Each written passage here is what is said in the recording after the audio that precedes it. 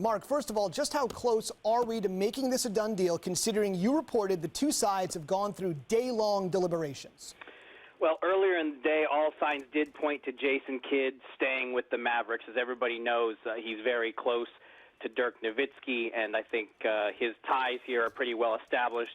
He's on his second tour of duty with the Mavericks. They won the championship in 2011. It looked like Kidd was all lined up to stay in Dallas, but the Knicks never gave up their pursuit, and basically Kidd was in talks with both teams all day. And with the Mavs in a state of flux right now, the Mavs had big free agent plans to try to go out and get Darren Williams. That didn't work out. The Mavs have a ton of cap space that they are probably going to keep withheld and roll into next summer and take the long-term view and put a focus on youth.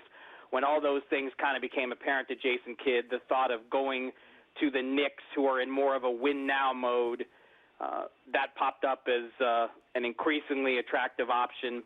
And as the day wore on, I think Jason Kidd just realized it makes more sense for him at this point in his career, almost 40, to try to go with the win-now team.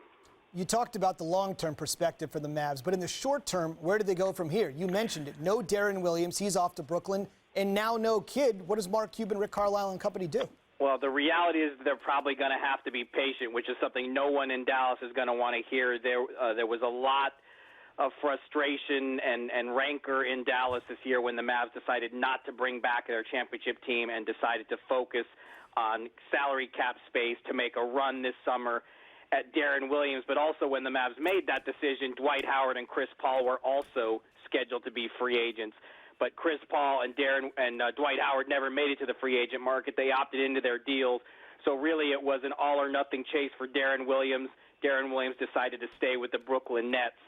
And so the Mavs are basically in the position of they're either going to have to wait for 2013 free agency or try to strike with trades, try to use that cap space to take on contracts of established players and rebuild that way. There aren't free agents on the market beyond Darren Williams that the Mavs are prepared to spend big money, big long-term money on. And the reality is Darren Williams was probably in a class by himself when it comes to franchise players on the free agent market this summer.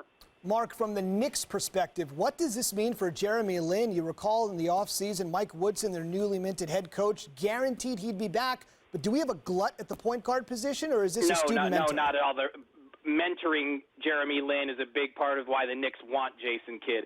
Basically, the Knicks and the Mavericks had a very similar three-point guard wish list after Darren Williams went off the board. The Knicks and the Mavericks wanted two of these three, Nash, Kidd, and Lin, and now the Knicks are going to be able to do that. They're going to bring in Jason Kidd. They're going to match any offer sheet that Jeremy Lin gets.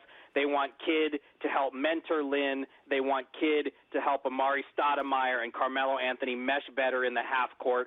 This is a huge get for the Knicks, and just kind of fascinating to watch this escalating arms race with the Nets moving to Brooklyn now, and the Nets' huge move for them to be able to convince Darren Williams to stay, and now the Knicks have made their counter by bringing in Kidd.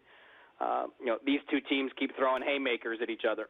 All right, Mark Stein with the latest on the NBA's free agent frenzy off and running. Mark, thank you very much. You got it.